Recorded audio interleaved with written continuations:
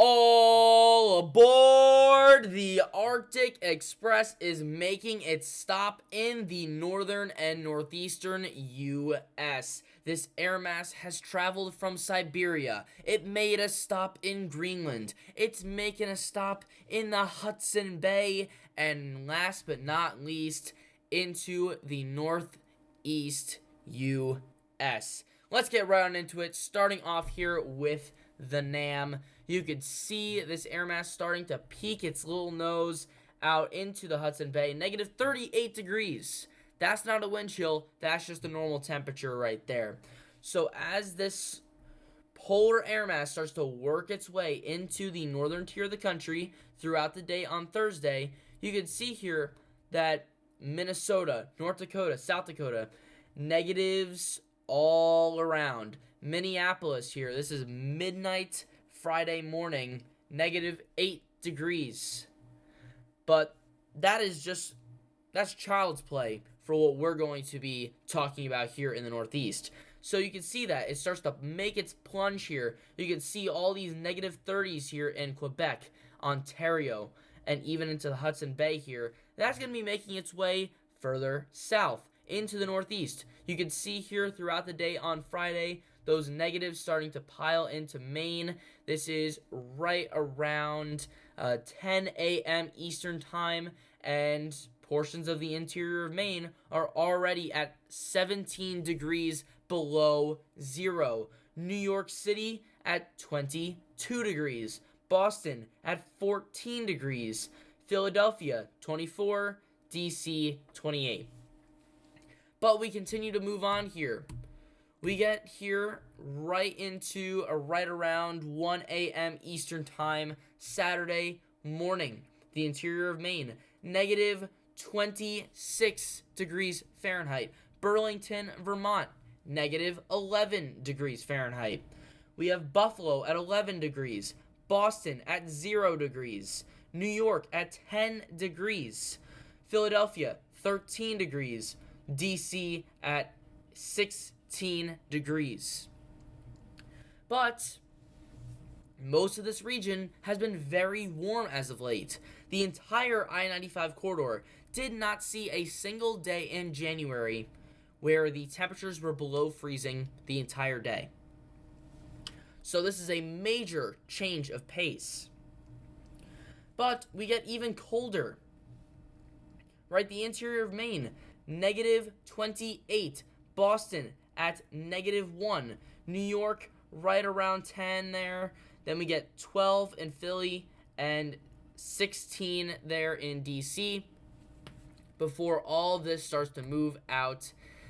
And that is just our normal temperatures. Now let's go over our wind chill values. These are going to be even worse than the temperature values that we were just looking at. So Friday here at midnight, Minneapolis, negative 25 degrees wind chill. Then we get into the Northeast, and this is midnight Saturday morning. The inland portions of Maine may hit negative 60 degrees. Wow! Burlington, Vermont, negative 34.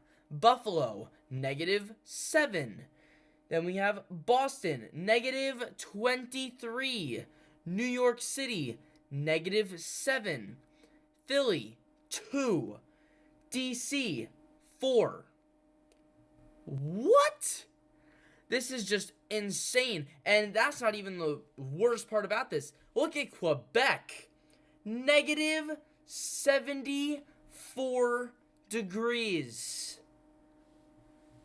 That is a different level of cold. So, with that being said, right, we have those wind chills. Remember them wherever you're closest to. Remember that number. We're going to look at the wind chill chart, and we're going to see how quickly you can get frostbite by going out in these temperatures. All right, let's cut to that right now. So we have this chart here. This is the wind chill chart. This is from the National Weather Service, And we're going to be plugging in some of these values here on this chart. Starting off with inland Maine, right? We had normal temperatures right around negative 25. We had our wind chills right around negative 58. That is just over 5 minutes. Frostbite. So if you're standing out waiting for the bus, checking the mail, walking around, 5 minutes is a lot shorter, and frostbite in that amount of time is crazy. Now let's go to Boston. 0 degrees at calm winds, negative 23, so that is right around 30 minutes. If you were outside for 30 minutes, you have frostbite.